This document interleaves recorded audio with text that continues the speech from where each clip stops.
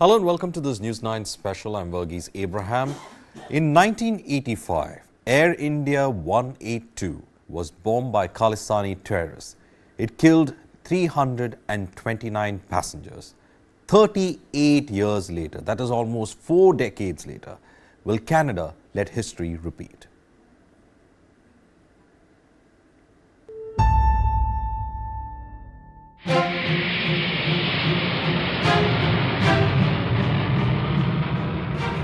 Hi Shannon, Air India 182, good morning.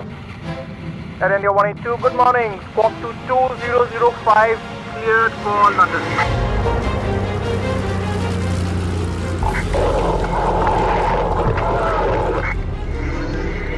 Air India 182, Shannon. Air India 182, Shannon. Air India 182, Shannon.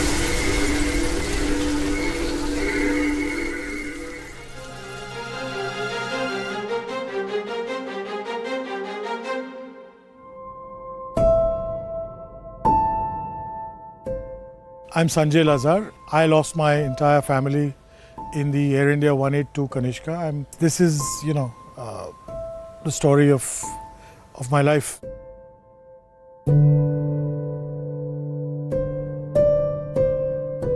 I failed my 12th standard, and that happened in June of 1985. And we were all to go on a holiday to Toronto, and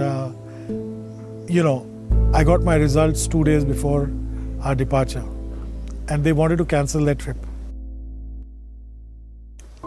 The shock and horror of me failing upset my family no end.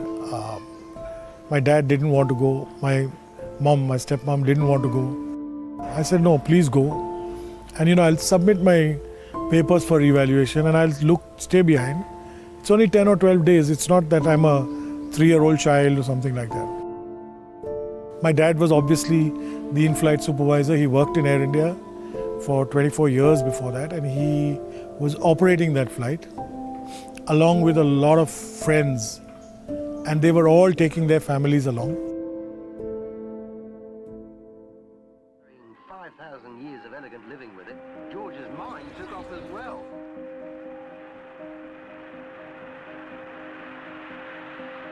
Air India 182, a Boeing 747 named after Emperor Kanishka, was on its way to London's Heathrow after a brief stop at the Mirabel Airport in Montreal, Canada.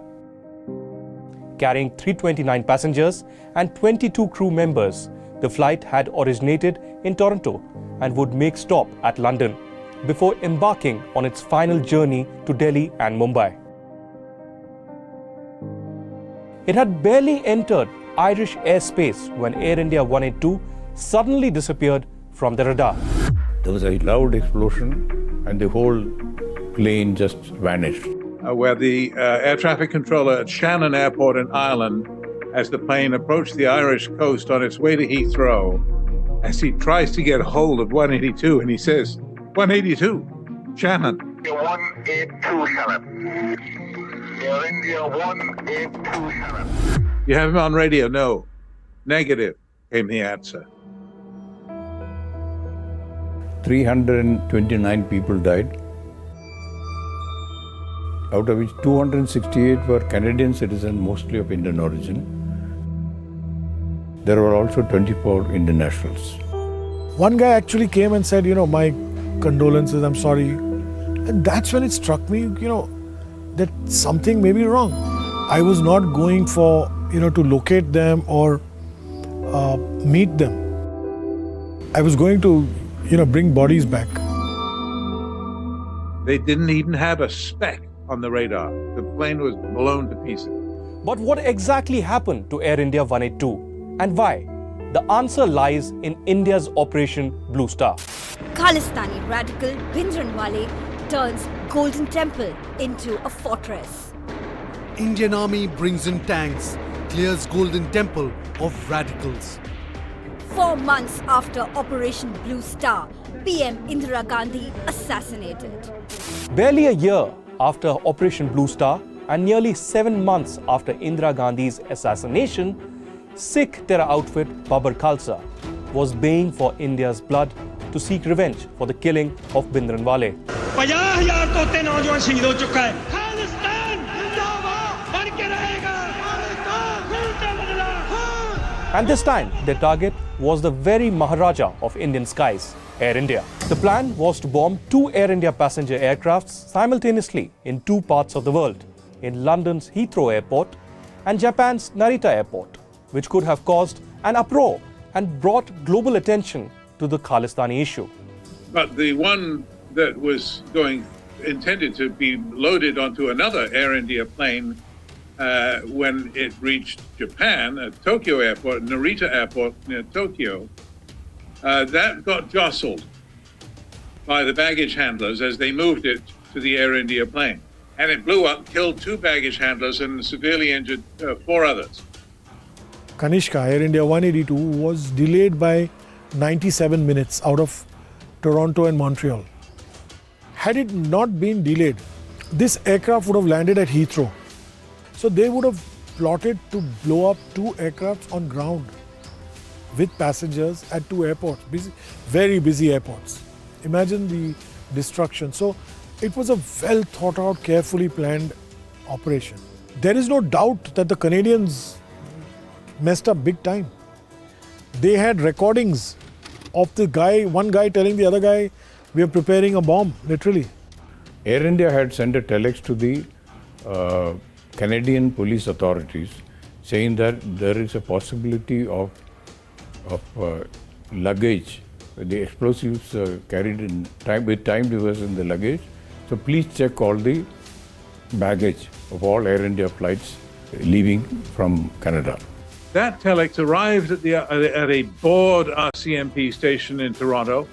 We said, oh, here go the Indians again. Yet another complaint and warnings.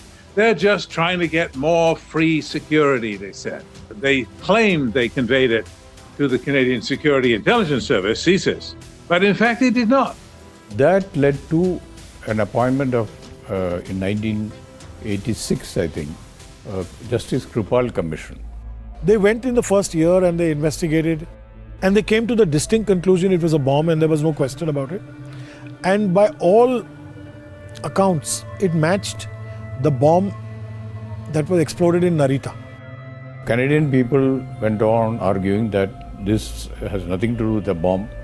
This is something to do with your aircraft, maintenance.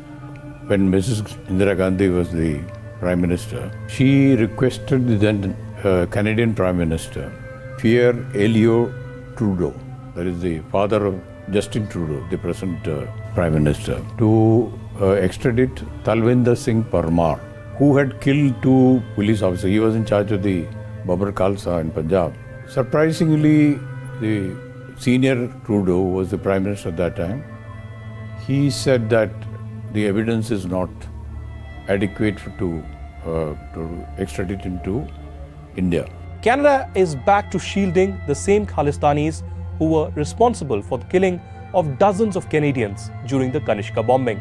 Over the last decade, Canada has rejected 26 extradition requests for Khalistani terrorists received from India. Sikh terrorists have also received political support and Canadian security to conspire freely against India.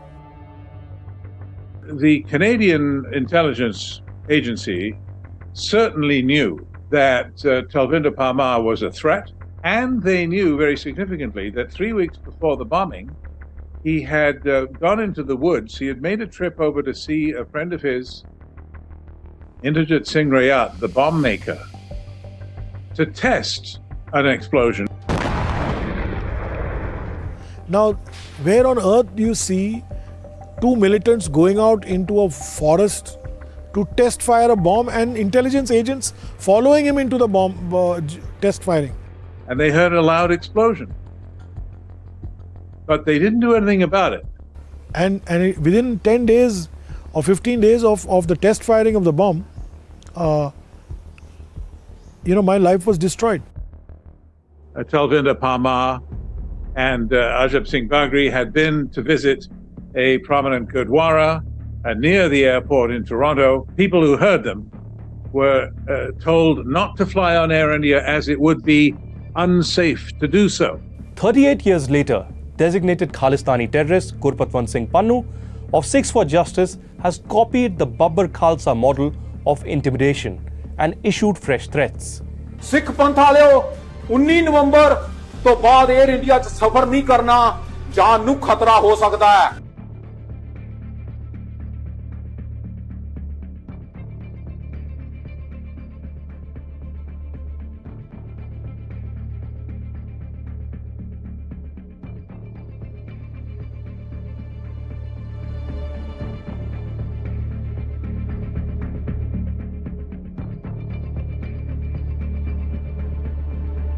And they were able to figure out pretty quickly who bombed Air India. What they couldn't do was come up with evidence. In the course of time, bizarrely, they erased the original wiretaps. They kept erasing them after the bombing, after they knew that the person on those tapes, Parmar, was the #1 suspect. 15 years after the bombing, in the year 2000, the RC MP arrested Vancouver-based businessmen Ripudaman Singh Malik and Ajay Singh, a mill worker from British Columbia, on a number of charges, including mass murder and conspiracy. 5 years later, both were acquitted due to the factual errors and credibility issues with the witnesses. Yes, and I remember, that day, like it was yesterday, I lost my entire family all over again sitting in that courtroom. These guys were smirking at us because they obviously knew they'd threatened and killed everybody who could give witness against them. This particular trial went on for 20 years. It is one of the longest trial proceedings with no sort of conclusive evidence about it. So, because of that particular reason, in 2006, a commission under Justice John Major was appointed. The next thing is the intelligence agencies wanted to hide what had been hidden for 20 years. Now, mind you, in those 20 years, nobody knew that they had tracked the bomb. Nobody knew that they had tracked the bomb maker. Nobody knew that they had recordings of these guys talking about it. CSIS sent redacted messages, recordings, files to the judge, and he resigned. He said, "I'm walking out of this." When he got all the unredacted files, that's when the story came out. So he said that this particular policy was to protect them from any finding that the liability or obligation to compensate the families of the victim. They knew very well that something had gone wrong, and then they protected their own, the Prime Minister's office and others. The police dropped the ball, the intelligence officers dropped the ball, and the politicians dropped the ball. Nearly 4 decades after the Kanishka terror attack, Canada should have learned its lessons. Yet, Justin Trudeau is walking a tightrope, shielding and sheltering Khalistani terrorists. The big question remains, will Canada let another Kanishka terror plot explode?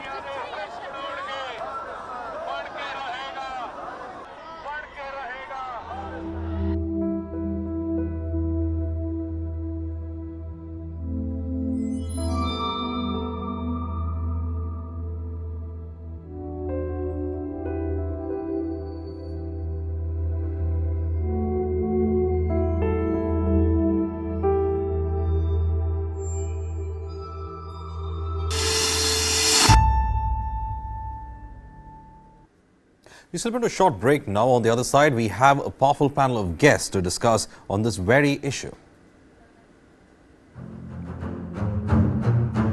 Yes, the scale of the attack surprised us. When you get a series of alerts, 16 intelligence alerts, if Maharashtra government at that time had alerted the Coast Guard and the Navy, this 2611 would not have happened at all. And one of the details they had planned was to use these dhagas to mislead the investigative agencies. All this was to be presented as a Hindu terror. So it was a Pakistan operation. The LET was the front end.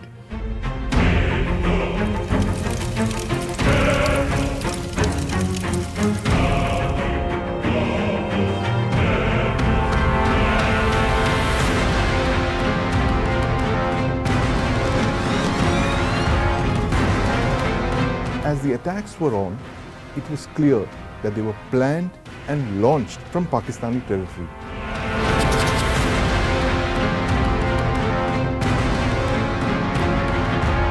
For all of those victims of terror that was exported from Pakistan over the years, including but not limited to 2611.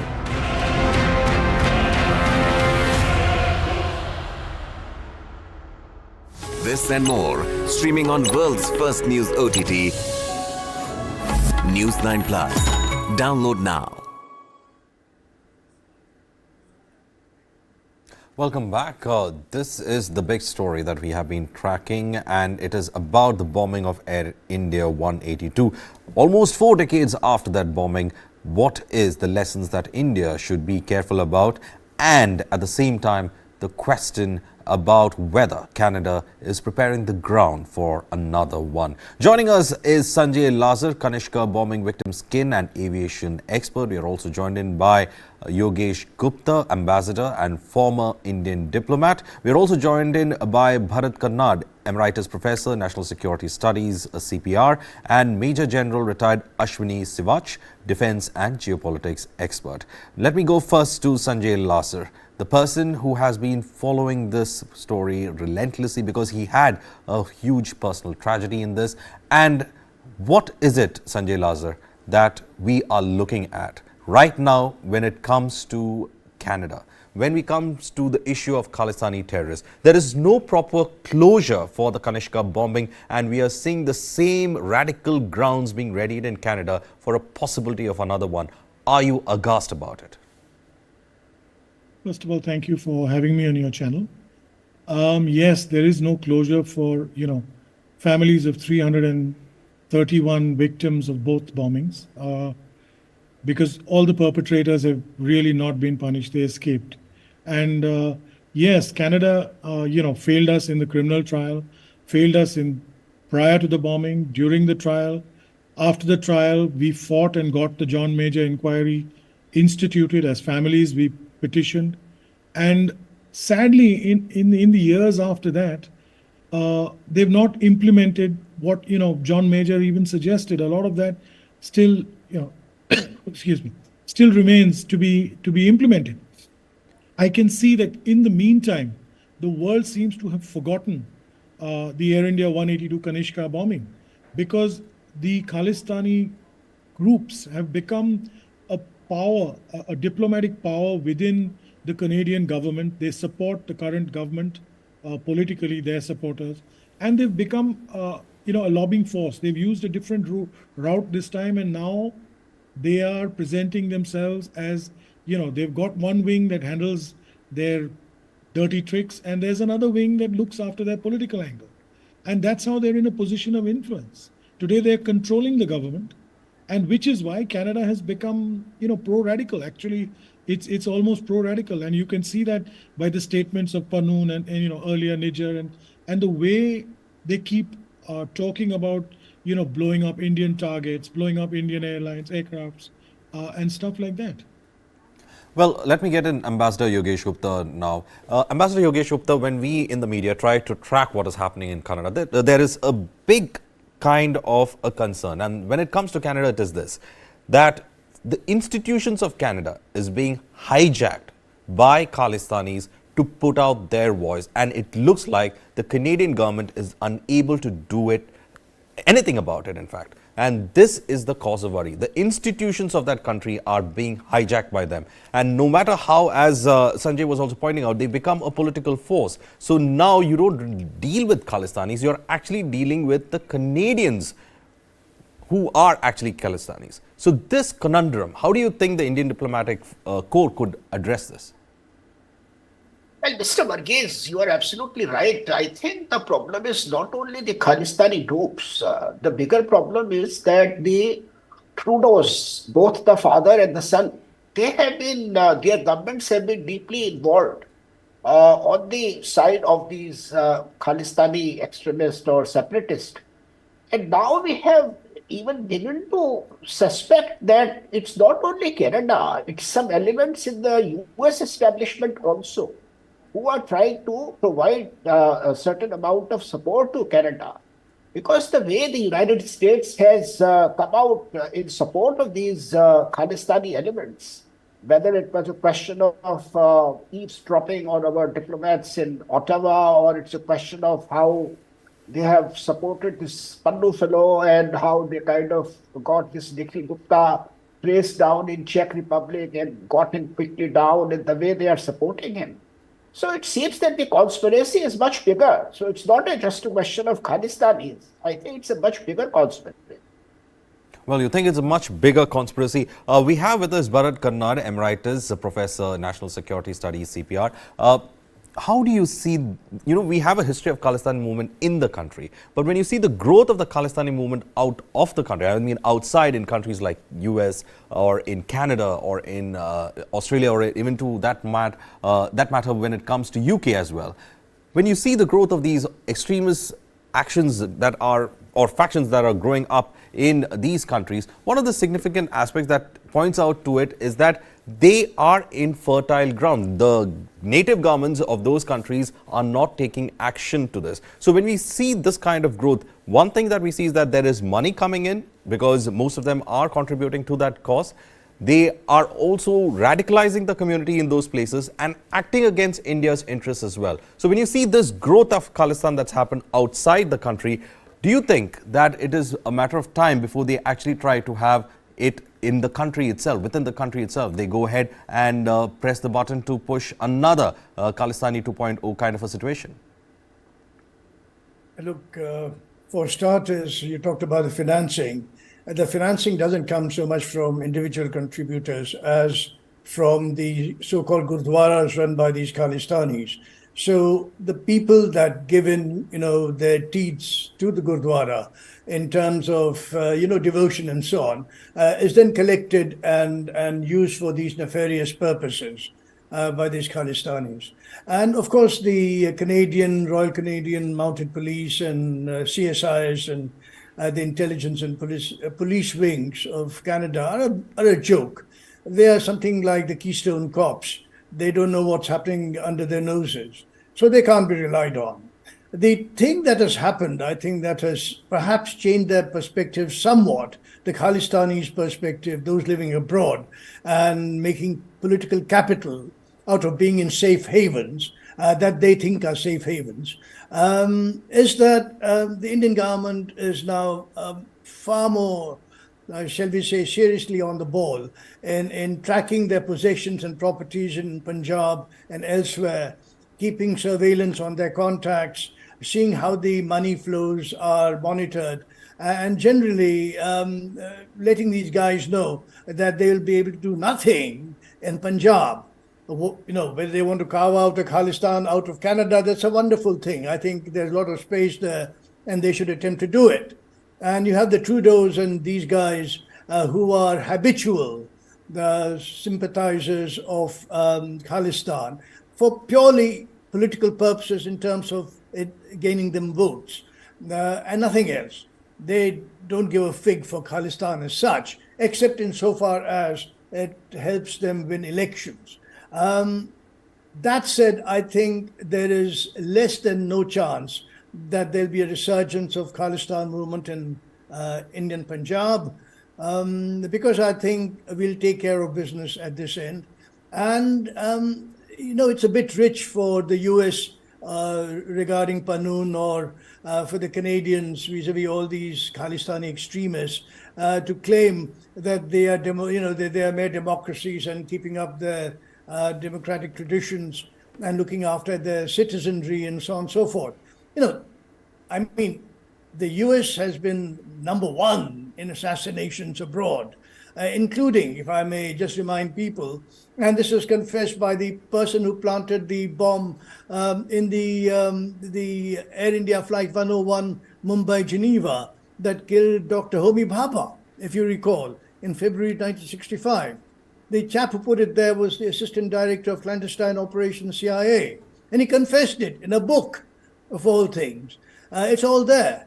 Now, if you're not going to own up to these kind of things, then you're going to lecture us for this alleged, obviously with fake evidence. I mean, who cannot create such fakery in terms of imagery, in terms of electronic intelligence and so on? And there's no better than CIA, and the CIA helping out the Canadians with this sort of fake evidence. So first of all, I think the government of India, I think, will come up with obvious conclusions in their investigations that there's absolutely nothing to it, that this is all a bit of hooey from the Canadian government and the American government. There is no evidence in any way connecting any Indian official to anything that happens in Canada, and that they should begin really seriously surveilling and monitoring the activities of terrorists who mean India harm.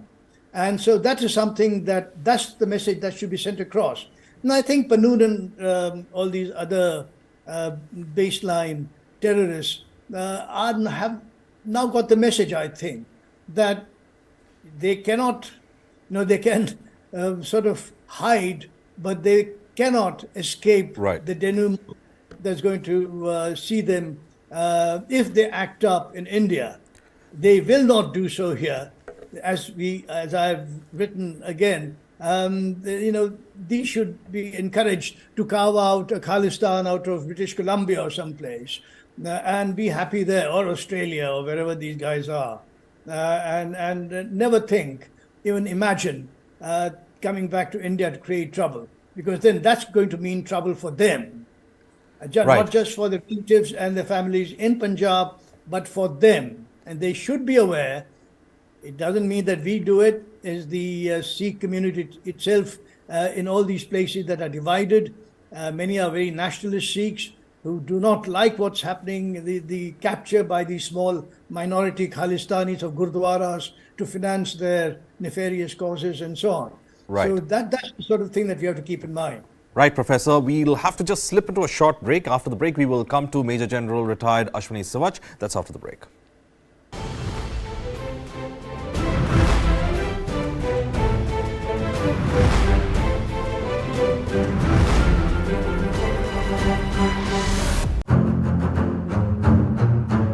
Yes, the scale of the attack surprised us.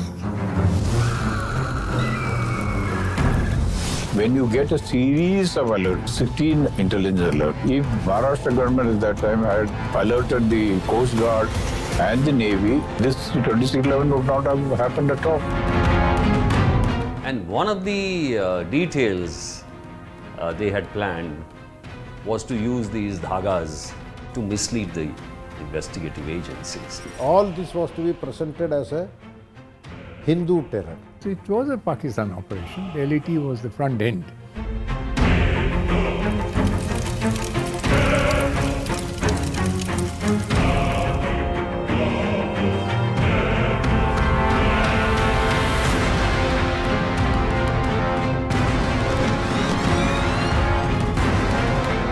As the attacks were on, it was clear that they were planned and launched from Pakistani territory.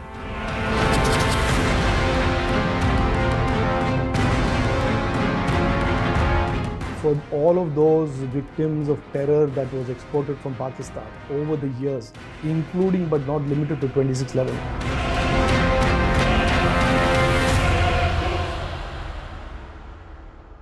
This and more, streaming on world's first news OTT, News9 Plus. Download now.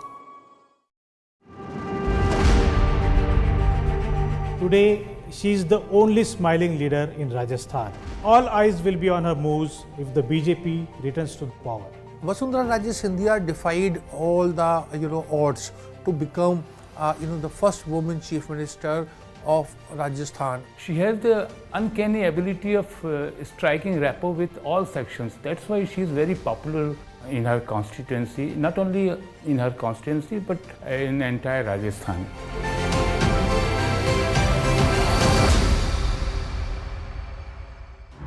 This and more, streaming on world's first news OTT, News9 Plus. Download now. It was my 14th birthday. On birthday, daughter waits for missing father. He was carrying a cake for his daughter. 49-year-old Birmingham-based Indian diplomat vanishes. He was grabbed and bundled into a car by four assailants. KLA claims responsibility. Demands Kashmiri separatists. Makbul Bhatt's release. गोली मारो उसे, गोली मारो और फेंक दो. And within 3 days, they shot him dead. Abducted diplomat. Found murdered in Leicestershire.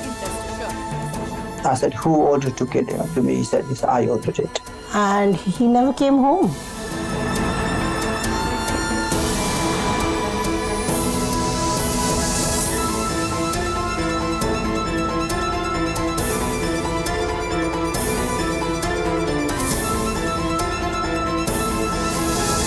Stop searching. Start streaming. Download the world's first news OTT. News9 Plus. Ahead of the curve.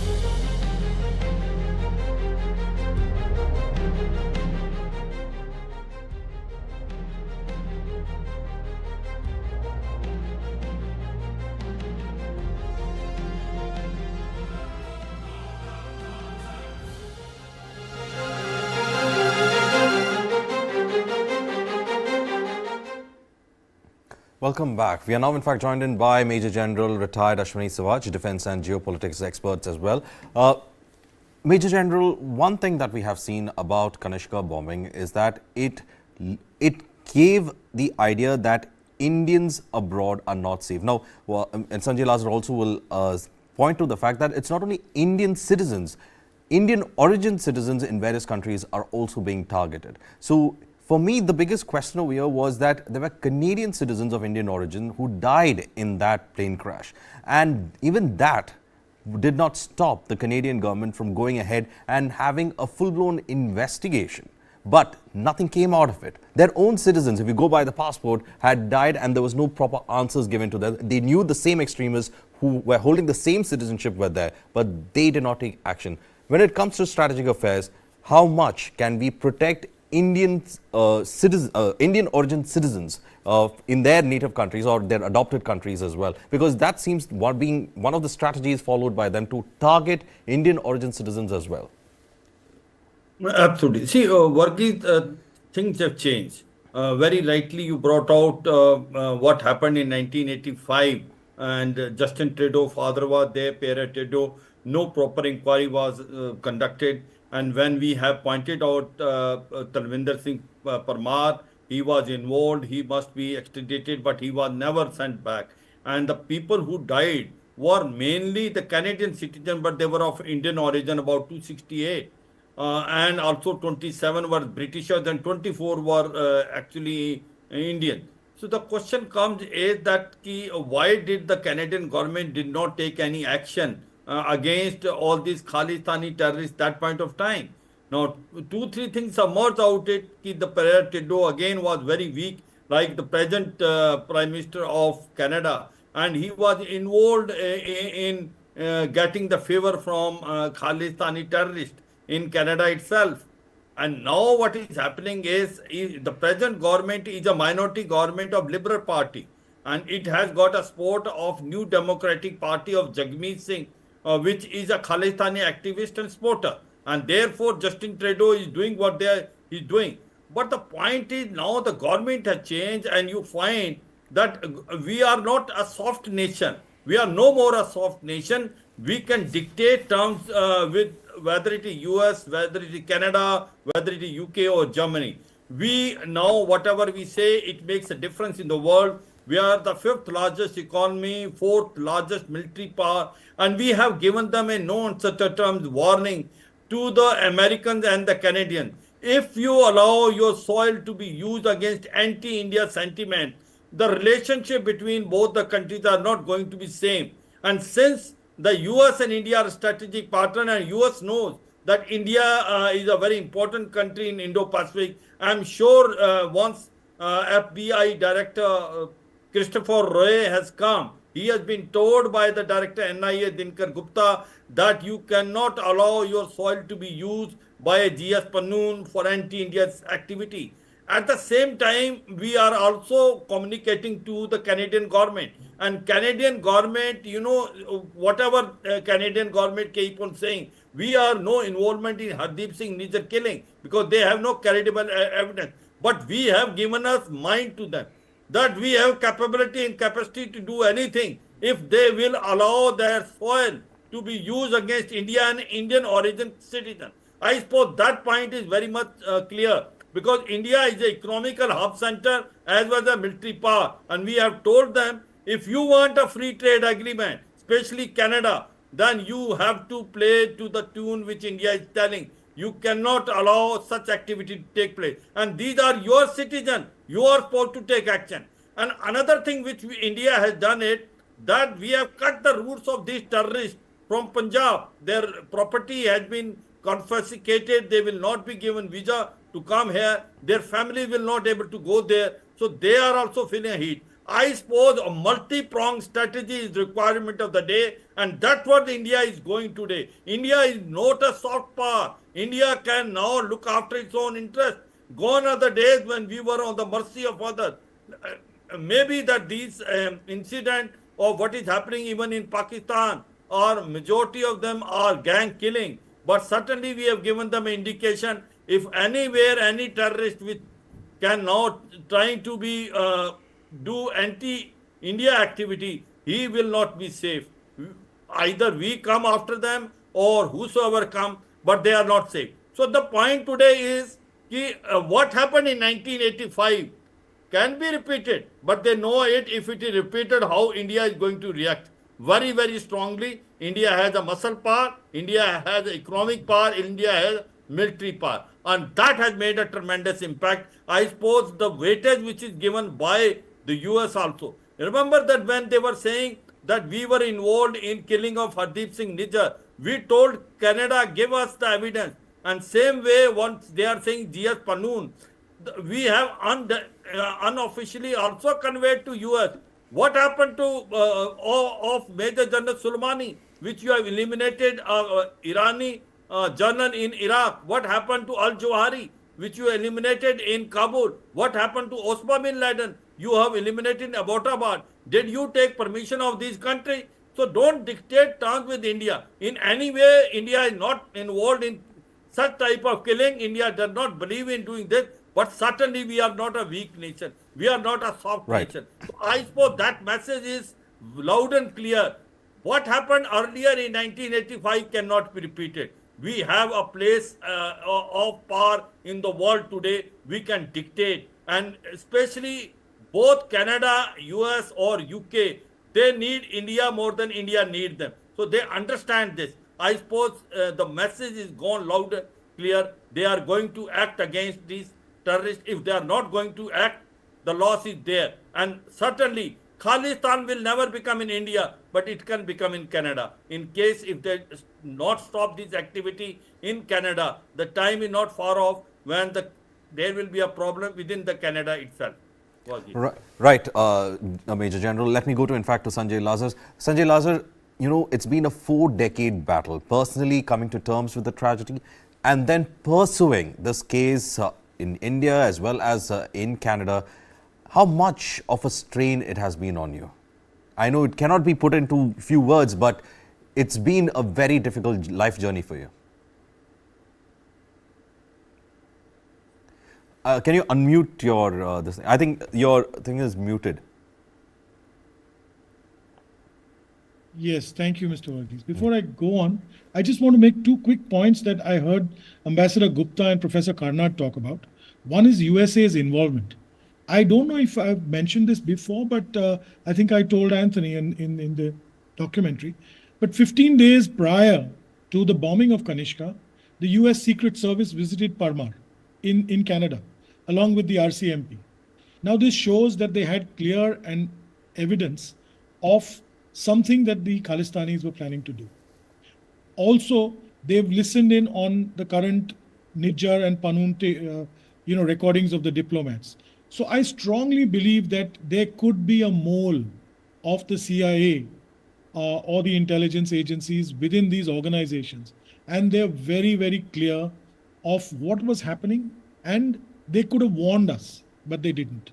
That's the one point. The second point on financing, it's not only the Gurdwaras. You must understand these Khalistanis are a very small percentage of even the Sikhs in Canada. They're not Sikhs, these are terrorists.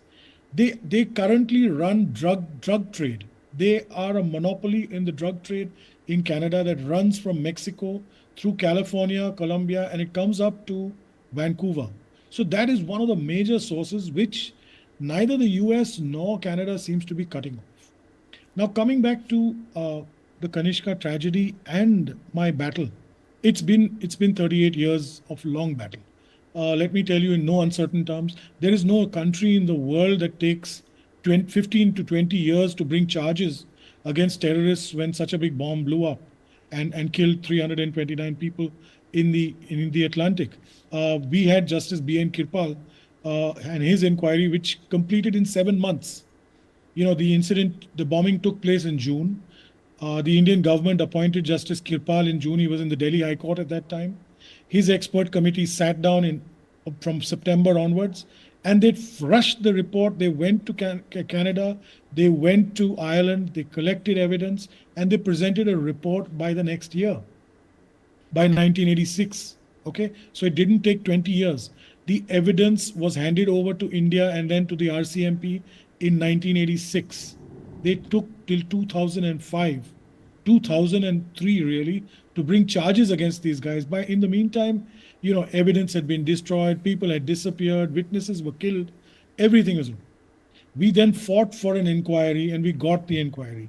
And now we see that the entire government system in Canada has, decayed at its roots and is allowing radicals. People in Canada have forgotten about the Kanishka bombing. People in India have forgotten as well. And it's I consider it my duty as one of the victims of this bombing amongst the other families to remind the world that this happened.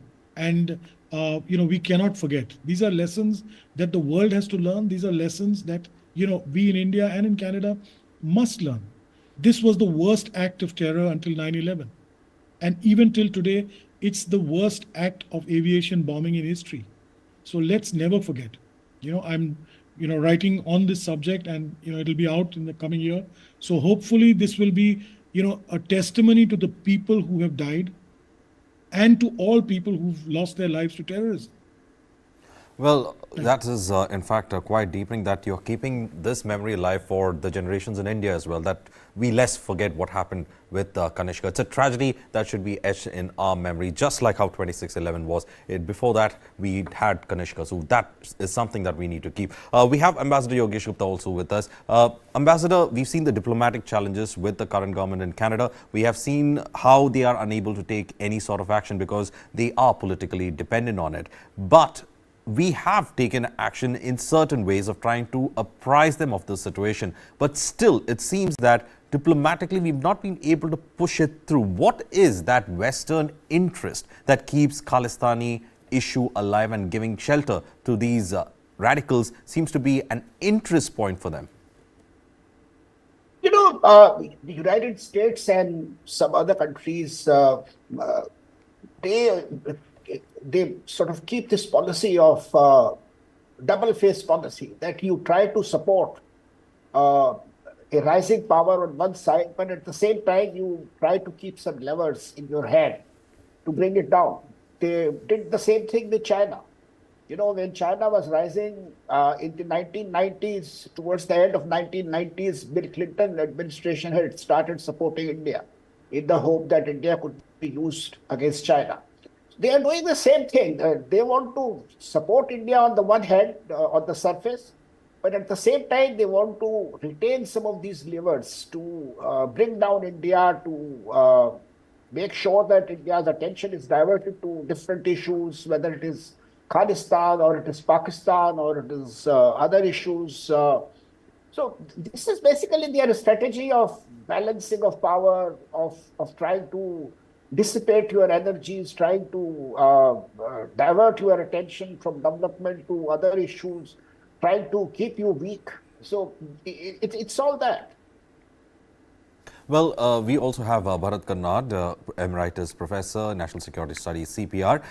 You heard what Ambassador had to say, that it is a strategy to keep your attention and focus away from your development goals. And these fault lines is what they keep exploiting. But then what could have been a response powerful for this? Because we have seen how the Khalistani movement has in fact destroyed a lot of lives. It has resulted in the death of a prime minister, and even now, they seem to be openly coming out and saying, like Panoon came out and openly said that not to go by Air India. He made an open threat and not to go by Air India, and says that it could be dangerous for your lives. When evidence is so much out there, stopping these organizations within their territory seems to be as an interest-prone thing. What more can India do? We are also limited by territorial issues. So what more can India do about this?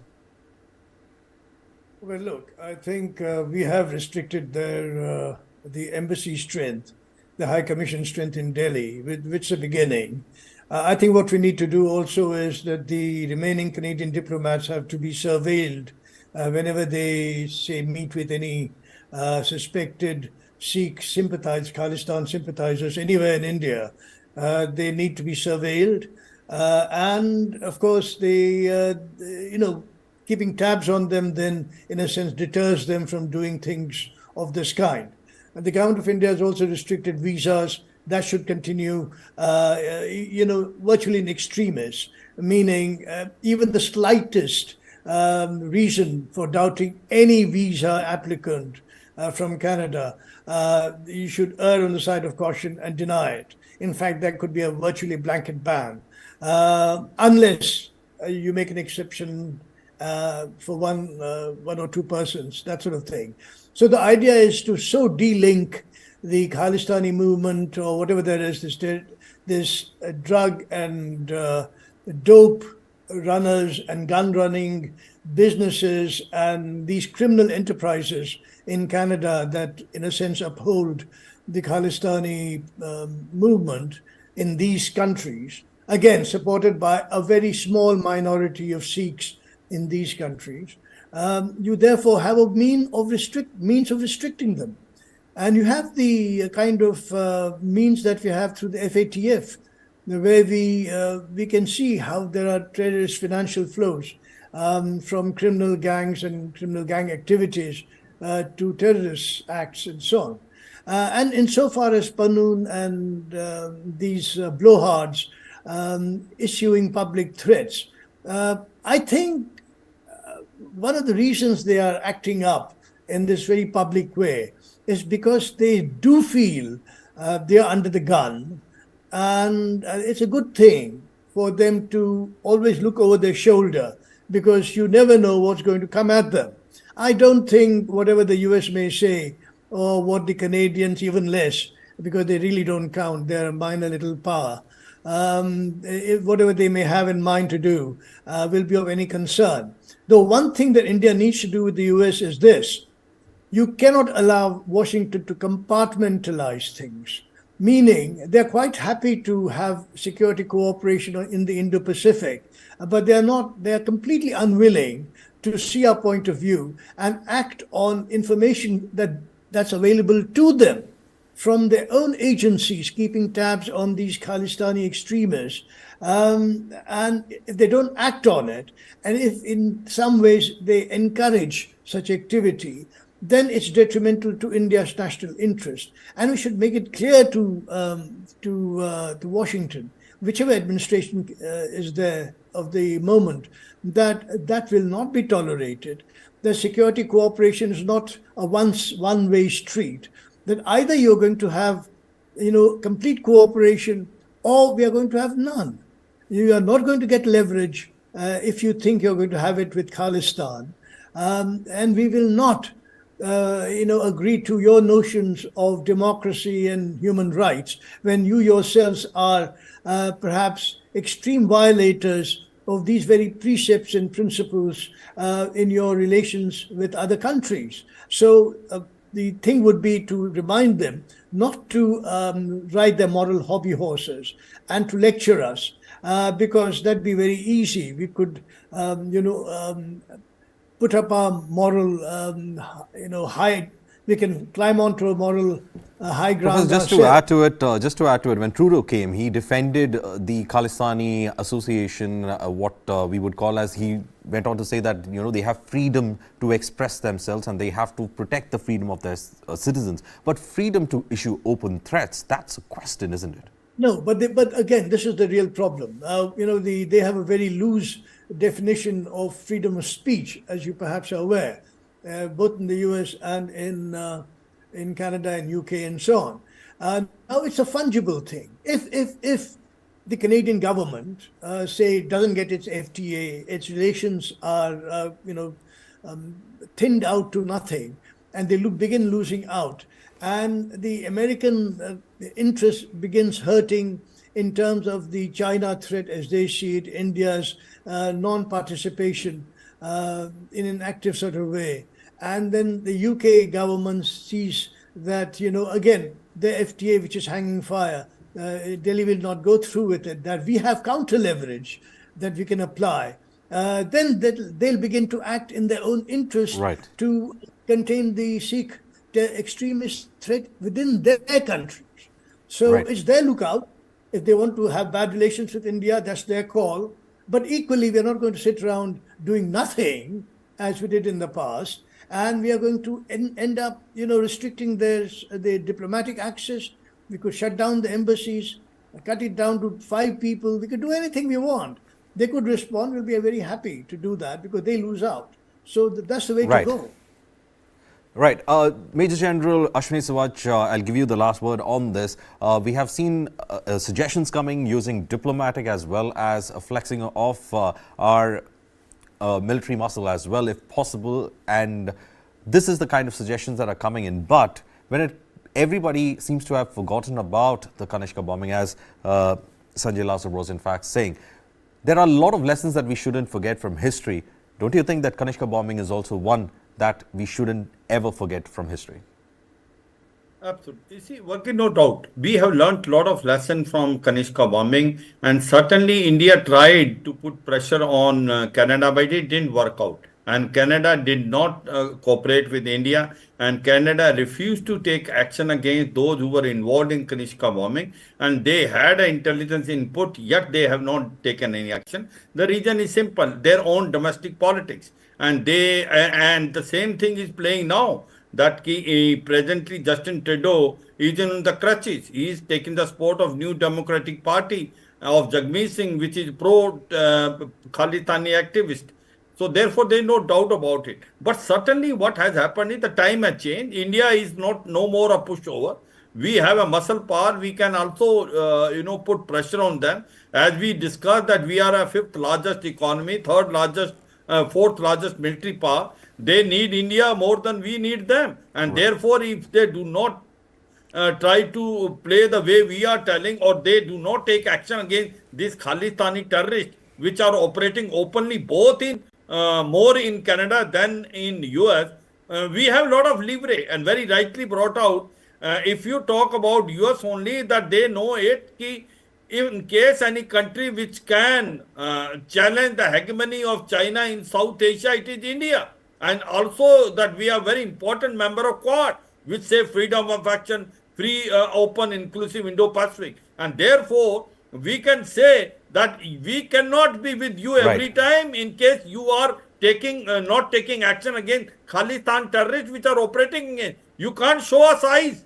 We are no more the same soft power. I suppose the US has also understood it. We are not going to accept this nonsense. And the point is, today all these Khalistani activists are not Indian citizens. They are citizens of US and Canada. If they are threatening India from their soil, it is their responsibility to take action against that. If they do not take action, we must also counter it. We have a diplomatic and government-to-government pressure which must be put at all stages. Right, Major General. Thank you for, in fact, speaking to us. Thank you, gentlemen, for, in fact, speaking to us. That's all the time that we have on the show. Lest we forget Kanishka. Kanishka is a huge part of our history, and we shouldn't forget about what happened to the crew as well as the passengers on that aircraft that was blown up by the Khalistani terrorists. With that, it's a wrap on this special program. Stay tuned to News 9 as we continue with news and updates.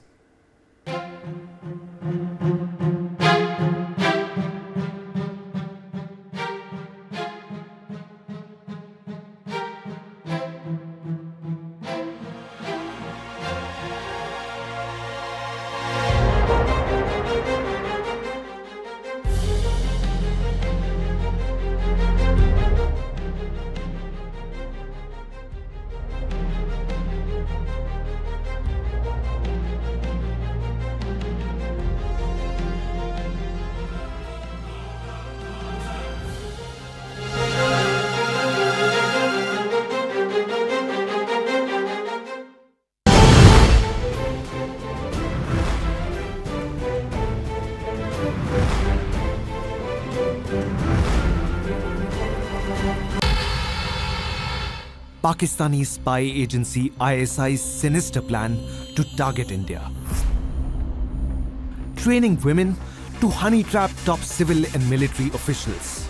Counter honey trapping ops initiated by